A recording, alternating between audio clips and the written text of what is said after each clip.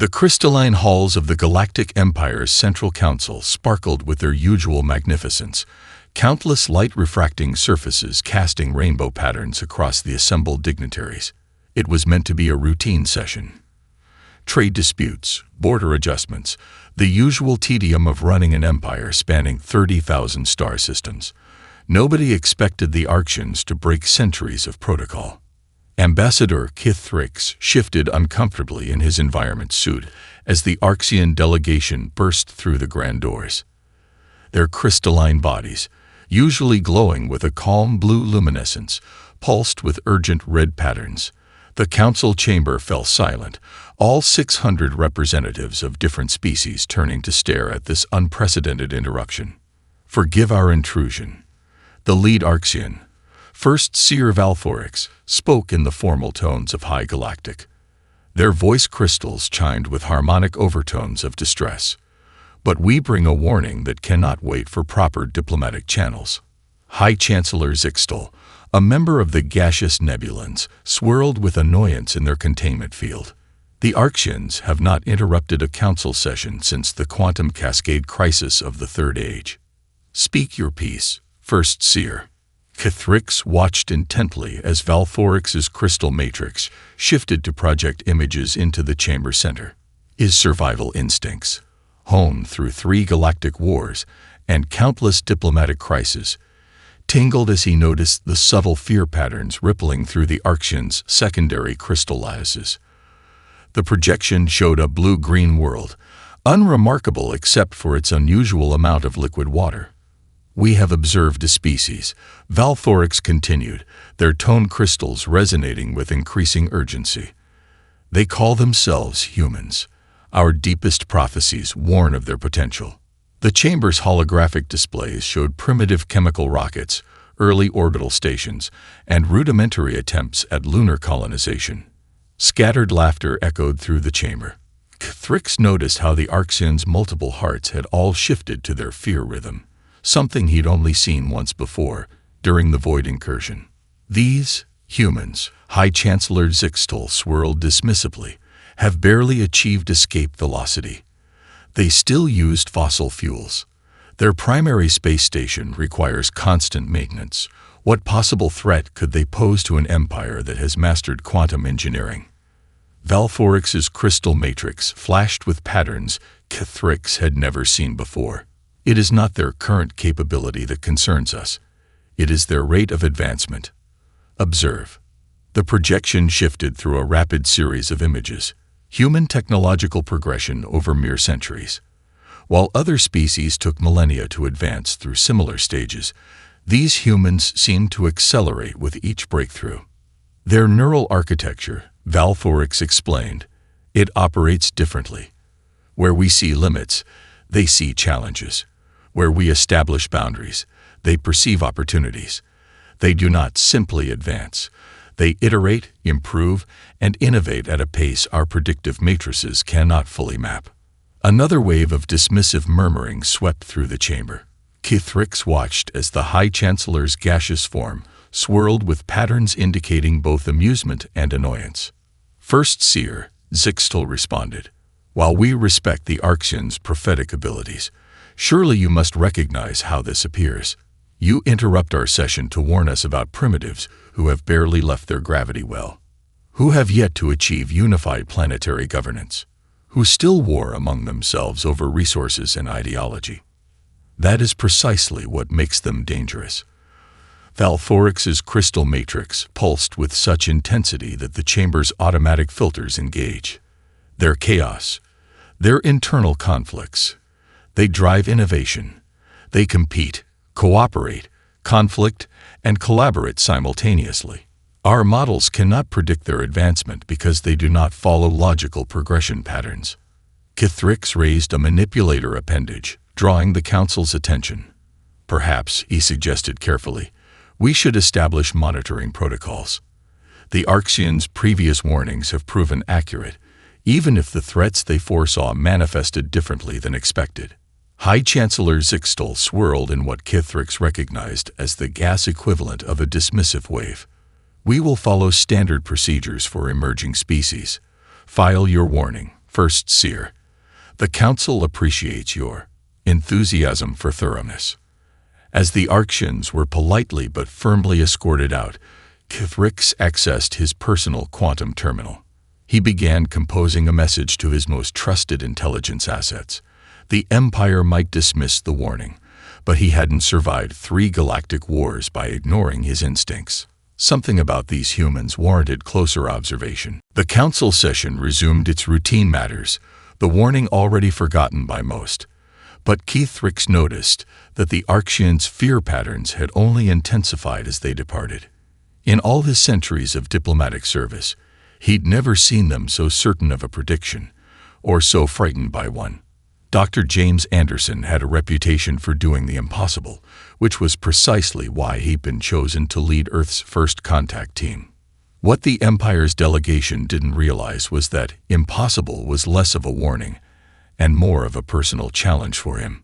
The Imperial First Contact Vessel Eternal Wisdom hung in high Earth orbit, its crystalline structure refracting sunlight in ways that made Earth's astronomers question their equipment.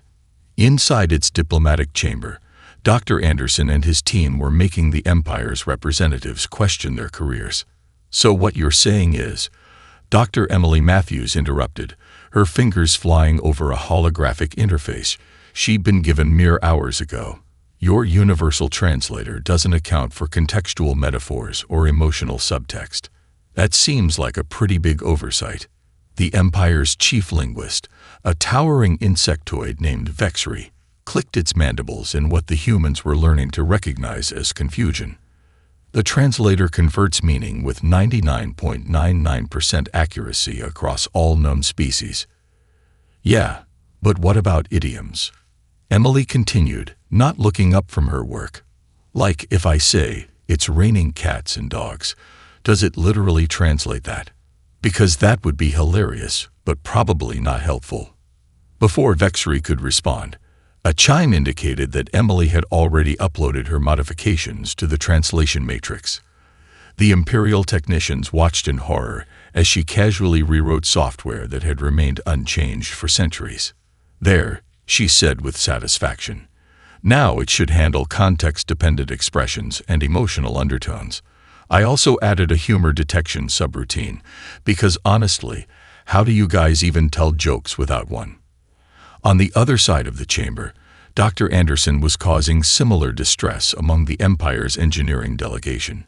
He stood before a holographic display of the Empire's standard FTL drive, pointing out what he called interesting design choices.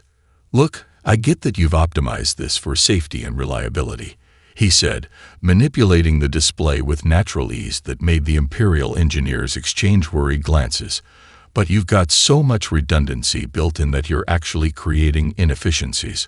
What if we just—" His fingers danced across the interface, and the drive schematic transformed. 3 Imperial engineers simultaneously made their species equivalent of aghast. "That's impossible," Chief Engineer Xylos declared, their crystalline form flickering with agitation. "You cannot simply bypass the quantum stabilization matrix." "Why not?" Anderson asked, genuinely curious. "The laws of physics don't care about traditional engineering approaches. They care about results. Watch this simulation." The holographic display ran his modified design. The efficiency ratings climbed steadily past what the Empire had deemed theoretical maximums. Across the room, Lieutenant Michael "Mad Mike" Rodriguez was having an animated discussion with the Imperial navigation team about what he called space drift techniques inspired by Earth racing games. The concept of using gravitational fields for acceleration was not new to the Empire. The idea of doing it sideways while playing what Rodriguez called epic soundtrack music was causing several navigation officers to question their understanding of reality. Ambassador Kithriks observed all of this from a corner of the chamber, his earlier concerns deepening. The humans weren't simply grasping advanced technology. They were interrogating it, challenging basic assumptions that the Empire had held for millennia. More disturbing was their apparent inability to recognize when something should be impossible. "Dr. Anderson," Kithriks finally spoke up, "your teams, Enthusiasm is remarkable. But perhaps we should proceed with the standard integration package. It's designed to introduce new species to galactic technology gradually, over centuries. Anderson looked up from his work, flashing what humans called a grin, a facial expression that Kethrix's cultural database suggested could mean anything from friendship to predatory intent. Centuries. With all due respect, Ambassador, we're going to need something a bit faster paced. Humanity's got this thing about 5-year plans. Speaking of which, Emily, show them what you did with their quantum communication protocols. Dr. Matthews brightened. Oh yeah, I was looking at your FTL communication system, and it reminded me of our early internet problems. So I basically implemented a version of TCP/IP, but with quantum entanglement. Should reduce lag by about 300%. Kethrix watched as the Imperial technical team crowded around her terminal, their professional composure cracking as they realized she casually solved a problem their best minds had struggled with for generations. He began composing another urgent message to his intelligence assets. The Arxians' warning hadn't been strong enough. The Imperial Science Academy's main observation deck fell silent as Lieutenant Michael "Mad Mike" Rodriguez's experimental ship approached the vortex anomaly.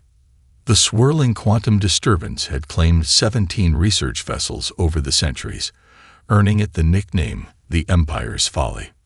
Lieutenant Rodriguez, First Administrator Xilf's tentacles writhed with concern. The anomaly's gravitational forces will tear your ship apart. We strongly advise against this attempt. Nah, it'll be fine. Rodriguez's casual voice came through the quantum comm. I've been running simulations based on this old game called Asteroids. You know, sometimes the best way through a problem is to spin right into it. Dr. Robert "Bobby" Thompson, watching from the deck, suppressed a smile as the Imperial scientists exchanged worried glances. They hadn't yet learned that telling a human something was impossible was like issuing a personal challenge. Rodriguez's hybrid ship, dubbed Physics Optional, approached the anomaly's edge. Instead of the standard Imperial approach of trying to power through the gravitational distortions, he cut main power. The vessel began to spin. What is he doing? Xilf demanded. That's suicide. Actually, Thompson chimed in, pulling up a holographic display. He's using the anomaly's own forces against it. See, your ships tried to fight the gravitational waves. Mike's riding them, like a surfer catching a wave. The assembled scientists watched in disbelief as the Physics Optional executed a series of precise rotations, each one using the anomaly's pull to gain momentum. Rodriguez's voice came through, humming what sounded suspiciously like, "You spin me round, like a record." Impossible, one of the Imperial physicists muttered. The gravitational forces should be tearing the ship's atomic bonds apart. About that, Thompson said, bringing up another display. We made some modifications to the hull's quantum field generator. Turns out if you modulate the field frequency to match the anomaly's resonance, you can create a sort of, well, I guess you could call it a physics bubble. The ship completed its final spin and shot through the anomaly center, emerging on the other side completely intact. Rodriguez's triumphant whoop echoed through the comm system. Ladies, gentlemen, and beings of all configurations, he announced, I give you the Rodriguez rotation. Patent pending. While the Imperial scientists were still processing this achievement, Thompson's team in the adjacent laboratory was causing their own brand of controlled chaos. They had been tasked with improving the efficiency of Imperial energy cores, a project expected to take decades. The problem, Thompson explained to his increasingly agitated Imperial colleagues, is that you're too focused on controlling the quantum fluctuations. Sometimes you need to let physics know who's boss by giving it a little chaos. He demonstrated his point by introducing what he called a controlled uncertainty principle into the core's containment field. The energy output immediately jumped by 300%. This is heresy against the laws of physics. Professor Ixtel declared, their crystalline form vibrating with distress. Physics doesn't make laws, Thompson replied cheerfully. It makes suggestions. Besides, the math checks out. Mostly. In orbit above them, Rodriguez was already planning his next impossible flight, while on the surface, Thompson's team continued to casually rewrite the Empire's understanding of quantum mechanics. Neither of them noticed the growing concern among the Imperial observers, or the frequent urgent messages being sent to the Central Council. Thrix, however, noticed everything.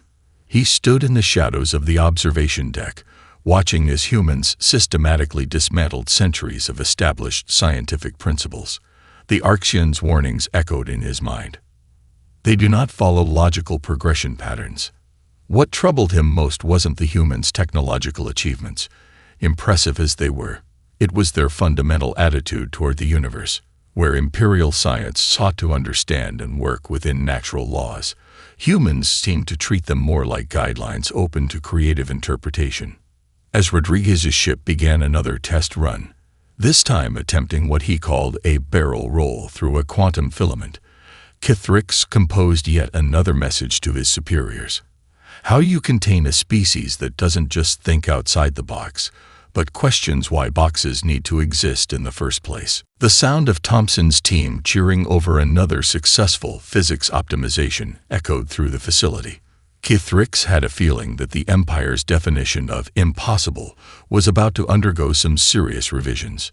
Jessica Ironlungs Martinez stood at the viewport of Nebula 6 colony, watching the iridescent toxic storms rage across the planet's surface.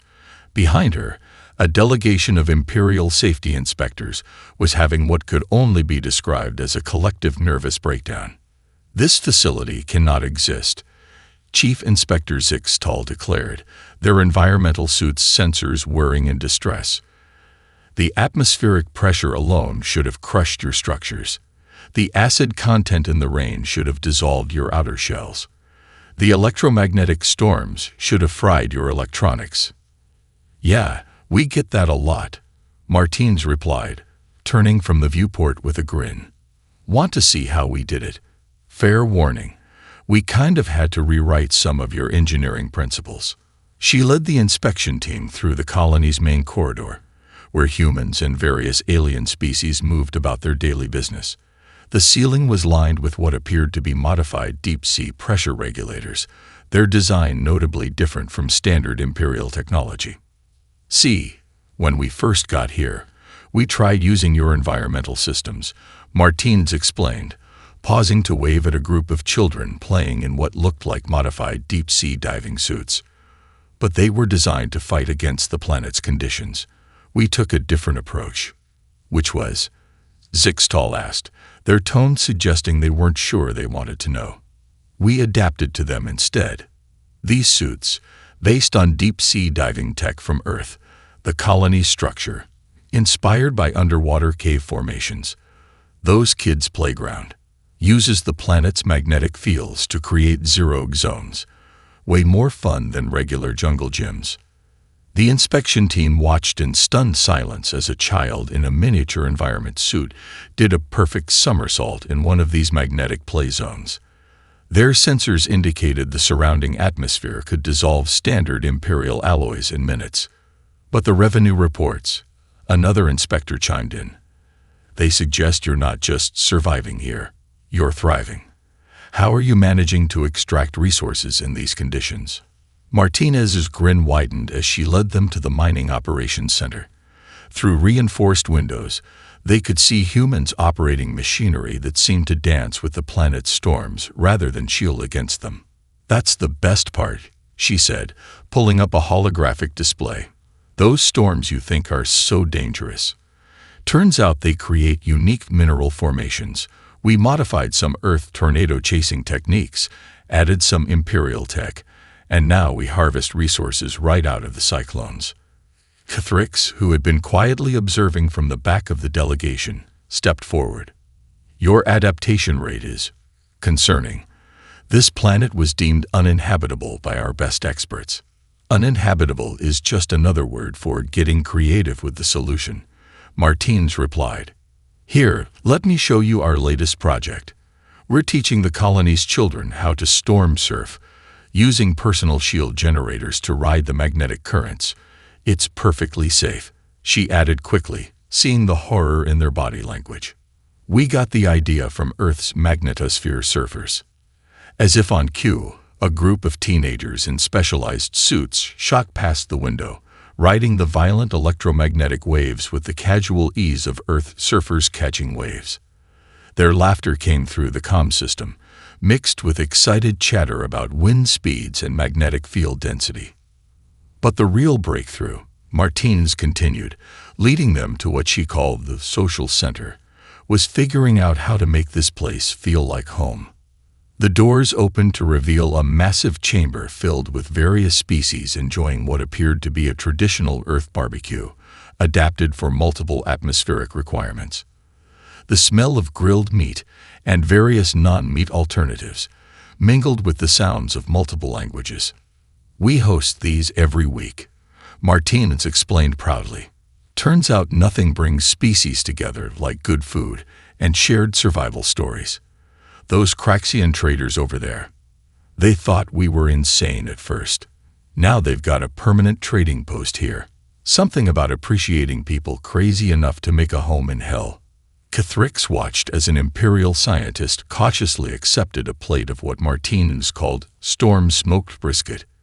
The impossible colony wasn't just surviving. It was becoming a cultural hub, a meeting point where various species learned to see challenges through human eyes. As Martinez excitedly explained their plans for expanding into even more interesting environments, Cathrix realized the Empire had made a crucial mistake. They had given humans access to Imperial technology, thinking it would take centuries to master. Instead, humans had taken it, combined it with their own innovations, and created something entirely new, all while making it look like a casual weekend project. The sound of another group of storm surfers whooping as they rode a particularly impressive electromagnetic wave echoed through the colony. Cathrix had a feeling this was just the beginning of humanity's impossible achievements. The Empire's central communication hub on Nexus Prime was in chaos. Red warning holograms filled the air as the quantum network, backbone of galactic civilization, began to collapse. Thousands of technicians from hundreds of species worked frantically to prevent what they all knew was coming: the complete failure of faster-than-light communications across 30,000 star systems. William Wild Bill Harper walked into this chaos with a cup of coffee in one hand and a dated tablet in the other, looking more like he was heading to a casual meeting than facing an imminent galactic crisis. "So," he said, taking a sip from his cup, "heard you guys are having router issues." Chief Administrator Vexthal's crystalline form flickered with barely contained fury. "This is not some simple network problem, human. The quantum entanglement matrix is experiencing cascade failures across 12 sectors. We estimate complete network collapse within 72 hours. "Aha," Harper nodded, scrolling through his tablet. "Reminds me of when Twitter's servers used to crash during major sporting events. Have you tried turning it off and on again?" Several Imperial technicians made their species equivalent of a horrified gasp. Cathrix, present as always to observe human involvement, noticed how Harper's casual demeanor masked an intense focus in his eyes. "This is not some primitive social media platform." Vexthal's voice crystals resonated with stress harmonics. "This is the most advanced communication system ever created. Our best estimates suggest it will take 50 years to rebuild." 50 years. Harper looked up from his tablet. "Nah, that won't work. I've got a raid scheduled in EVE Online next weekend. Let me take a look." Before anyone could stop him, Harper had plugged his tablet into the nearest quantum interface.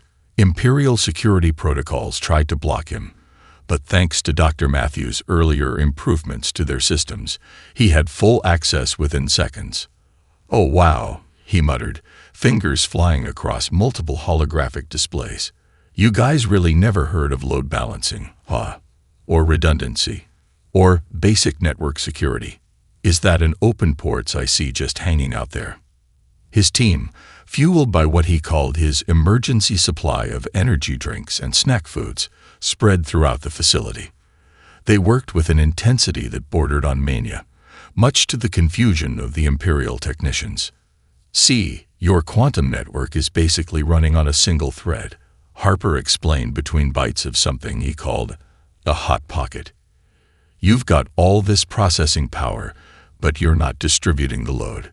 It's like trying to pour the ocean through a drinking straw.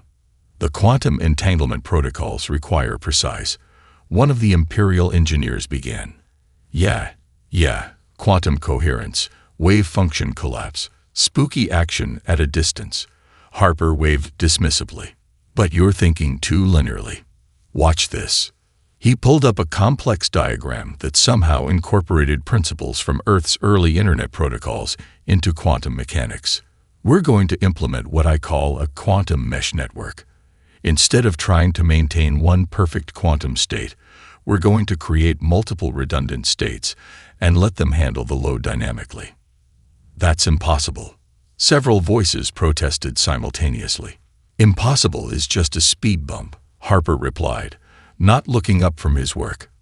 "Hey, Sarah, remember that weird bug we found in the old Bitcoin protocol? The one that actually turned out to be a feature? Try that on the quantum routing tables."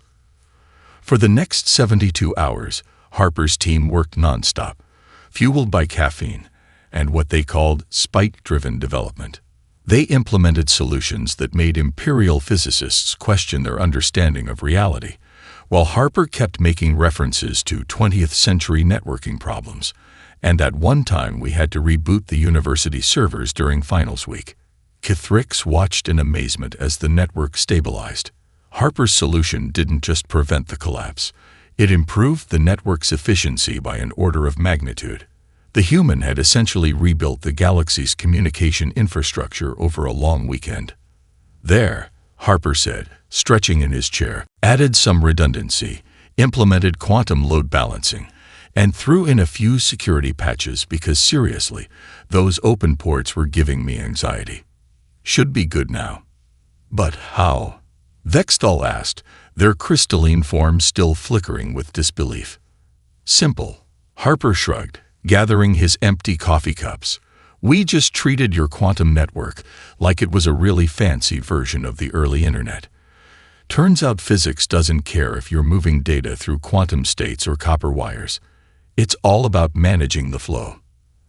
As the Imperial technicians began studying the changes, trying to understand how their impossible crisis had been solved so quickly, Kithrix made another note in his ongoing report about human capabilities. The Empire had built its technology around the idea of perfect, controlled systems. Humans, it seemed, excelled at making imperfect systems work better than perfect ones ever could. Captain Amanda Steel Smile Reynolds stood in the middle of what had been the Empire's most prestigious diplomatic chamber, now transformed into what she called a cosmic food court. The ancient marble-like tables were covered with dishes from Earth and 100 alien worlds, while representatives from species that had been at war for centuries sat shoulder to tentacle to crystalline appendage, sharing meals and stories. You cannot possibly expect the hive consciousness of the Zexithra to share a table with the Silicon Collectives. Imperial Protocol Officer Ventrix's translation matrix struggled to convey their level of horror. They have been enemies since the Third Galactic Age. "Watch me," Reynolds replied with her trademark grin, the one that had earned her the Steel Smile nickname. She picked up 2 plates of what appeared to be classic Earth hamburgers, modified for vastly different biological requirements. Sometimes you just need to remind people that before they're enemies, they're people who need to eat. Thrix observed from his usual corner as Reynolds approached the 2 species in question. The Zexithra, a collective of insectoid beings sharing a hive mind, had historically viewed the silicon-based collectives as abominations. Yet somehow, within minutes, Reynolds had them both engaged in an animated discussion about the concept of fast food, and why humans would want their food to be fast in the first place. "It's not just about the food," one of the Zexithra drones buzzed thoughtfully, its mandibles carefully manipulating what Reynolds had called a bud burger. "The humans have introduced us to the concept of casual diplomacy." Indeed, the Silicon Collective's crystalline representative resonated, Their approach defies traditional diplomatic protocols, yet achieves results we had deemed impossible. Reynolds moved through the chamber like a master conductor, orchestrating conversations and connections with the precision of a military strategist and the warmth of a favorite aunt hosting a family reunion. She had somehow convinced the methane-breathing Vortians to try Earth-style barbecue, modified for their atmospheric requirements, while the energy beings of the luminous confluence were fascinated by what she called mood lighting. The key, she explained to a group of bewildered imperial diplomats, is remembering that every species, no matter how different, has something in common with every other species. Usually, it's food, family, or funny stories about workplace mishaps. Sometimes it's all three. As if to prove her point, a roar of multi-species laughter erupted from one corner where a Vortian was sharing what appeared to be their equivalent of an office party disaster story, complete with holographic reenactment. Kithrix watched as centuries-old diplomatic barriers crumbled over shared meals and casual conversation. Reynolds had introduced something the Empire had never considered: the idea that formal diplomatic protocols might actually be hindering galactic relations. But how will we maintain order? Ventrix asked, their form rippling with concern as they watched a serious trade negotiation dissolve into what Reynolds called a potluck planning session. Order. Reynolds raised an eyebrow. Look around. We've got species that supposedly hate each other planning multicultural food festivals. The Zikistra and the Silicon Collectives are organizing a joint culinary research project. The Vortians just invited the luminous confluence to something they're calling Mixed Atmosphere Movie Night. This isn't chaos, it's community. The chamber's atmosphere shifted as the Arctians made another of their dramatic entrances. Their crystalline forms pulsed with urgent patterns as they surveyed the scene of interspecies mingling. We warned you, the first seer addressed the Imperial diplomats. The humans are rewriting the very fabric of galactic society. With hamburgers and movie nights, Reynolds interjected cheerfully, guilty as charged. Though you should see what happens when we introduce game nights. Nothing brings species together like a heated round of modified multi-dimensional Monopoly. As if to emphasize her point, a cheer went up from another corner where representatives from 5 traditionally hostile species were engaged in what appeared to be an incredibly complex board game, complete with holographic pieces and multiple reality layers. Thrix, updating his ongoing report, realized that perhaps this was the most profound example yet of humanity's impact. They hadn't just changed how species interacted, they'd changed how the galaxy thought about interaction itself. Through what they called burger diplomacy and board game peacekeeping, humans had accomplished what millennia of formal protocols had failed to achieve. Reynolds' voice cut through his thoughts as she announced the start of what she called Karaoke Night, a concept that somehow had the energy beings of the luminous confluence vibrating with excitement.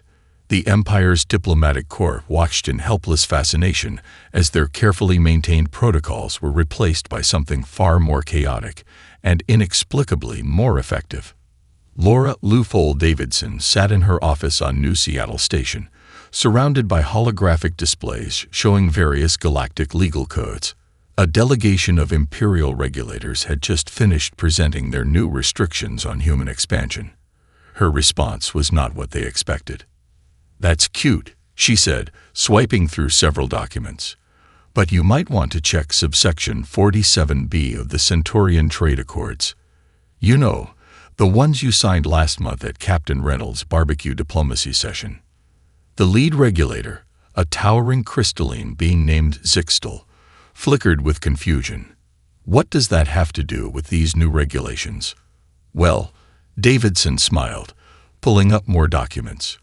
"When you agreed to that trade deal over pulled pork sandwiches, you also inadvertently recognized humans as a Class 1 developmental species under the Ancient Rights Clause. And according to Imperial Law Section 15,394, subsection C, that means impossible." Zixtal interrupted. "Our legal experts spent years crafting these restrictions. Your legal experts never had to deal with Earth patent lawyers." Davidson replied cheerfully. Or Silicon Valley startup regulations, or my personal favorite, homeowners association bylaws. Now those are scary. Meanwhile, across the station, engineering prodigy Thomas "Trouble" Wilson was causing his own brand of bureaucratic chaos. The Empire's attempt to restrict human access to critical systems had run into an unexpected problem. Humans were already deeply integrated into everything. See, here's the thing, Wilson explained to a group of increasingly distressed Imperial technicians. When we were upgrading your systems, we kind of made them dependent on human innovation. Not on purpose. Well, mostly not on purpose. It just sort of happened. He pulled up a holographic display of the Empire's infrastructure network. Clusters of red light indicated human modifications that had become essential to system function. Remember those efficiency improvements we made to your quantum cores? Turns out they're now load-bearing. And those quality-of-life updates to your FTL communication network? They're not exactly optional anymore. Oh, and about those environmental systems on your capital worlds. Kithrix watched these scenes unfold with a growing sense of inevitability. The Empire's attempt to contain human influence had revealed just how deeply humanity had embedded itself into galactic civilization. In the medical sector, human doctors had introduced concepts like bedside manner and holistic healing that had revolutionized Imperial healthcare. The new integrated treatment protocols were showing results that made traditional methods obsolete. The entertainment industry had been completely transformed by human concepts like binge watching and crossover episodes. Even the Arctians had become addicted to something called reality TV shows. You don't understand, Zixtal was saying to Davidson. These regulations are necessary for Imperial security.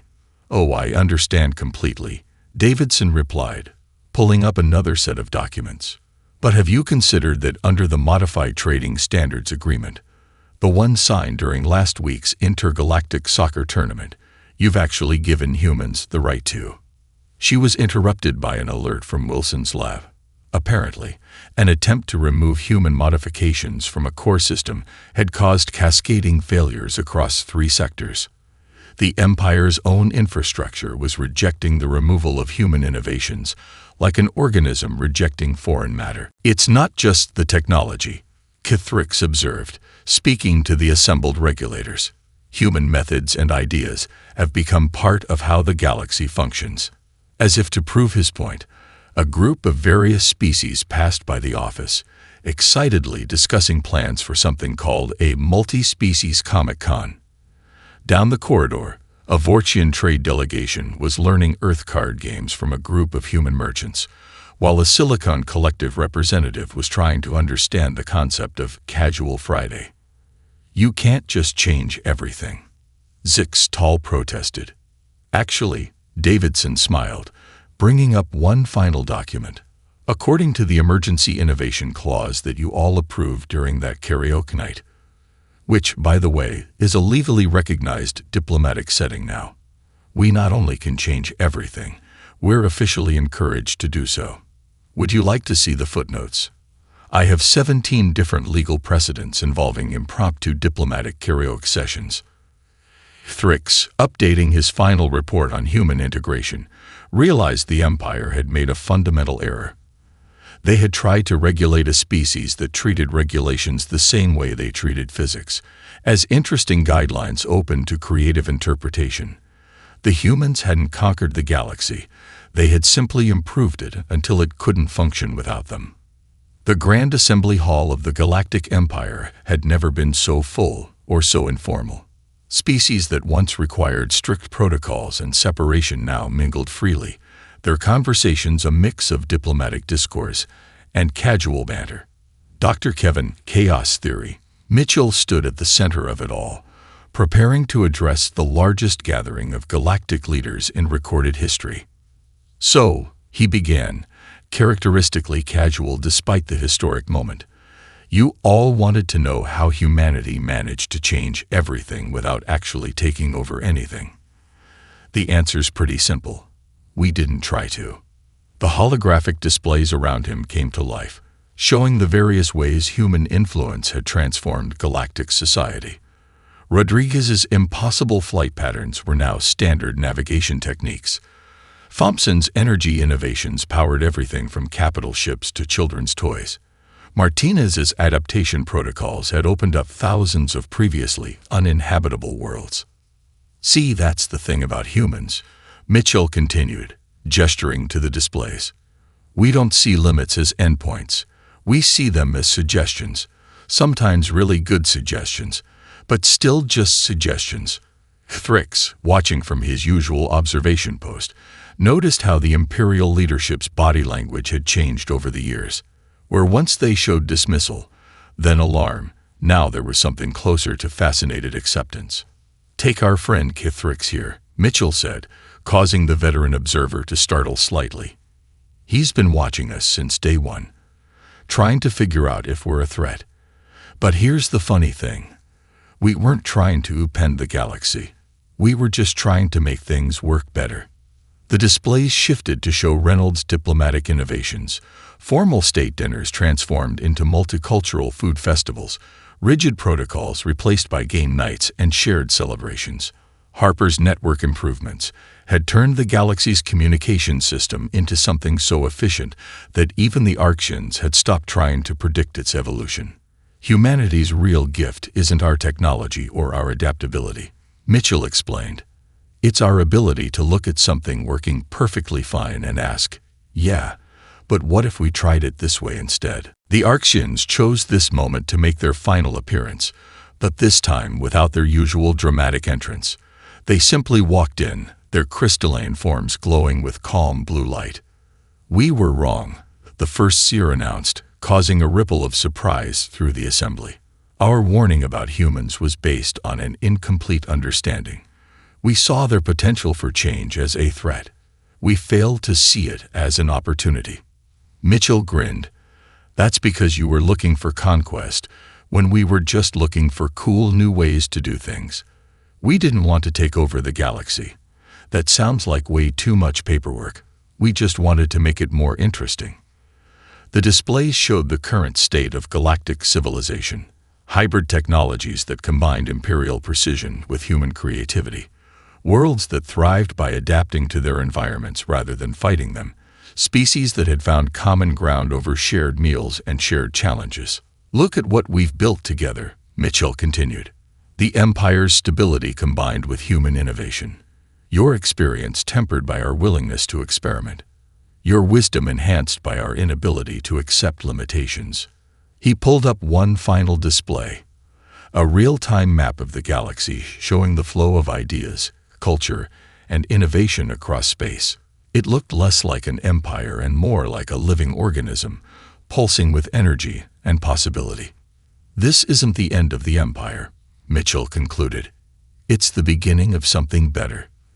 A civilization that combines the best of all of us, where imperial precision meets human creativity, where ancient wisdom meets new possibilities, where impossible is just another word for hasn't been tried yet."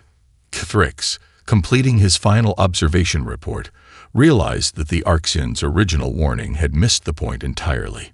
Humans hadn't needed to conquer the galaxy because they had done something far more profound. They had inspired it to evolve.